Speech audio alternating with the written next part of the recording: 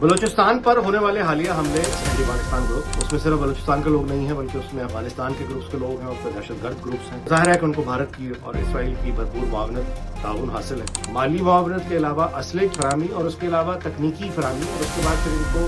Planning بنا کر دینا، پھر اس کے بعد ان کو میپس بنا کے دینے، پھر اس کے بعد ان کو سیٹلائٹ امیجز فراہم کرنے کی بھارت میں اسرائیل اور بھارت کے پاس ہے، وہ ان دہشت گرد گروپس کو مہیا ہے۔ یعنی دو ریاستوں کا جو انتظام ہے اور خاص طور پہ اسرائیل جیسے بلوچستان پر ہونے والے حالیہ حملے اعلان ہے کہ پاکستان کے تمام دشمن جو ہیں وہ اب ایک ٹیم کی شکل اختیار کر چکے ہیں۔ They have joined hands anti Pakistan groups, اس میں صرف بلوچستان کے لوگ نہیں ہیں بلکہ اس میں افغانستان کے گروپس کے لوگ ہیں، اس پہ دہشت گرد گروپس ہیں، اور ظاہر ہے کہ ان کو بھارت کی اور اسرائیل کی بھرپور معاونت تعاون حاصل ہے، اور یہ سب ایک ٹیم بنا کر پاکستان پر باقاعدہ حملہ آور ہو چکے ہیں۔ اور یہ جو حملے ہو رہے ہیں اس کی کوارڈینیشن، ان کا انداز، اس کا اسٹائل ان تمام حملوں کا یہ واضح طور پہ بتا رہا ہے کہ یہ حملے جو ہیں یہ ان حملوں کو بڑی آپ یوں کہیے کہ جو ایک پروفیشنلزم جو اسٹیٹ کے لیول پہ آتا ہے وہ اس میں دکھائی دیا ہے، یعنی جس کا مطلب یہ ہے کہ ان دہشت گرد گروپس کو مالی معاونت کے علاوہ اسلحے کی یعنی فراہمی اور اس کے علاوہ تکنیکی فراہمی، اور اس کے بعد پھر ان کو پلاننگ بنا کر دینا، پھر اس کے بعد ان کو میپس بنا کے دینے، پھر اس کے بعد ان کو سیٹلائٹ امیجز فراہم کرنی، انٹیلیجنس فراہم کرنی۔ ان دہشت گرد گروپس کو صرف اسلحہ یا پیسہ نہیں ہے، اس کے علاوہ تمام تکنیکی اور باقی مہارت، جنگی مہارت جو اسرائیل اور بھارت کے پاس ہے وہ ان دہشت گروپس کو مہیا ہے۔ یعنی دو ریاستوں کا جو انتظام ہے، اور خاص طور پہ اسرائیل جیسی ریاست جس کا ٹیکنالوجی پر دنیا بھر کی جو ٹیکنالوجی کمپنیز ہیں ان پہ گہرا اثر و رسوخ ہے اسرائیل کا، تو دنیا کی بہترین ٹیکنالوجی کمپنیز آپ یوں کہیے مغرب کی جو اسرائیل اور بھارت کے زیر اثر ہیں، وہ اس وقت تمام وسائل جو ہیں وہ ان دہشت گرد گروپس کے پاس ہیں جو پاکستان سے لڑ رہے ہیں۔ ان تمام دہشت گرد گروپس کے پاس دنیا کی بہترین ٹیکنالوجی تک ان کو رسائی حاصل ہے، دنیا کی بہترین ٹریننگ ان کو حاصل ہے، دنیا کا بہترین اسلحہ ان کو حاصل ہے، ان کو پیسہ حاصل ہے، اور ان کو ایک جنگی آپ یوں کہیے تربیت اور معاونت ان کو حاصل ہے۔ تو یہ تو ہم یعنی پہلے اس بات کو اچھی طرح سمجھ لیں کہ بلوچستان میں جو نوعیت کا چیلنج ہے وہ ہے کیا۔ یہ کوئی مقامی چیلنج نہیں ہے، اس کے پیچھے ناٹ اونلی کہ دو واضح طور پہ تین یعنی افغانستان، بھارت اور اسرائیل واضح طور پہ تین ملک کھڑے ہیں، بلکہ ان کے پیچھے جو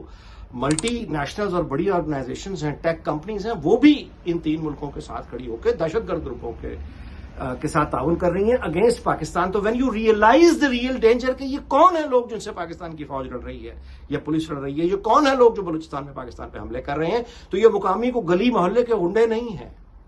یہ کوئی مقامی ناراض ہوئی ہوئی کوئی ایسی قیادت نہیں ہے جو انقلابی ہو کے حملہ آور ہو رہی ہے۔ یعنی اس کو مقامی فساد سمجھنا اب غلطی ہوگی۔ یہ ایک بہت internationally well connected and well coordinated groups ہیں آپ جو یہ وہاں کام کر رہے ہیں، اور اتنی ہی سنجیدگی اور ان کے وسائل کو ذہن میں رکھتے ہوئے پلاننگ جو بھی ہوگی وہ پاکستان کو کرنی ہوگی۔ بلوچستان میں غصہ ختم کرنے کے لیے، سیاسی بے چینی ختم کرنے کے لیے جو بھی غیر معمولی قدم اٹھانا پڑے حکومت کو ظاہر ہے کہ اٹھانا پڑے گا، اٹھانا چاہیے۔ وہاں کے لوگوں کو، مقامی لوگوں کو جو پاکستان کے ساتھ کھڑے ہیں، ان کو مزید حفاظت کی اور سیکورٹی کی ضرورت ہے، اور وہ تمام لوگ جن کو کسی بھی طرح سے ہم ڈائلاگ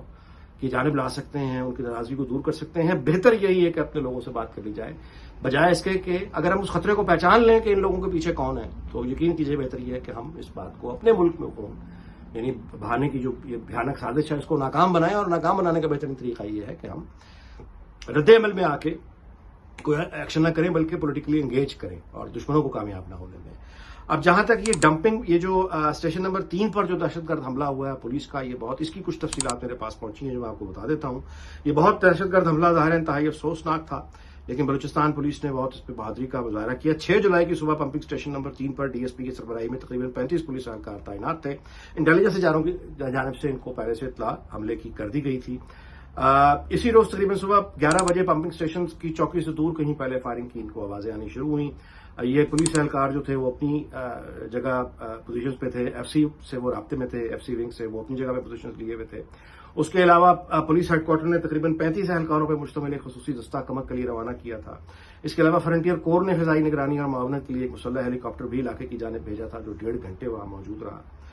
وہ ظاہر ہے کہ دہشت گرد چونکہ ان کا مقصد ہوتا ہے پینک پھیلانا، وہ یعنی ایک فائرنگ کر کے یا دھماکہ کر کے بڑی سے بڑی خبر بننا، دنیا کی میڈیا میں آنا، یعنی ان کا مقصد تو یہ ہے نا کہ ڈسکس ہو، تو خوف پھیلائیں زیادہ سے زیادہ۔ تو یہ بیسیکلی ہو رہا تھا، اور اس کے بعد وہ وقفے سے فائرنگ کرتے رہے۔ جب کمک کا دستہ چوکی کے قریب پہنچا تو اس پہ بھی فائرنگ کی گئی، جس کے باعث وہ حملے کا شکار چوکی سے کچھ فاصلے پہ رک گیا۔ اس دوران ایف سی نے VTOL ड्रोन्स और मार्टर फायर के जरिए दहशत गर्दों को निशाना बनाया, जिसकी आड़ में कमक आगे बढ़ती रही।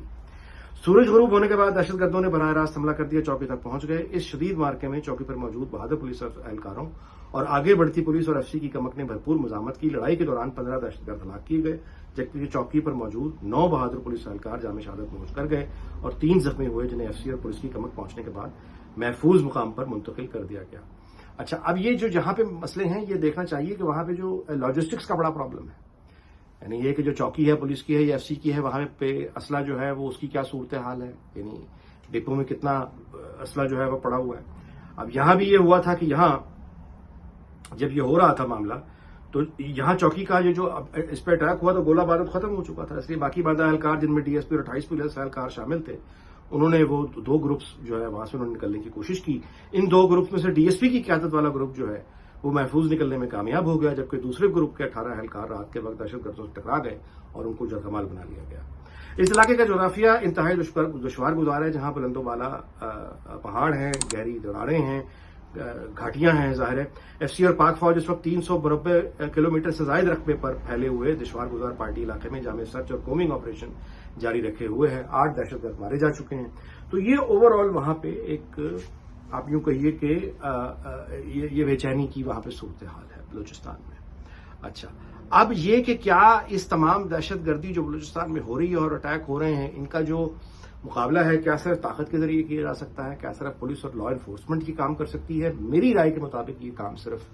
रियासत जो है वो बंदूक की ताकत पर इतने बड़े मसले हल नहीं होते, खासतौर पर उस वक्त जब पीछे इतनी बड़ी ताकतें खड़ी हों ग्रुप्स के पीछे जो पाकिस्तान में खड़ी हैं, यानी जो एंटी पाकिस्तान ग्रुप्स हैं उनके पीछे जो ताकतें खड़ी हैं। तो उसका हल यही है कि पूरी कौम को जो भी एक होना पड़ेगा। इसके लिए एक बाकायदा बयानिया होना चाहिए,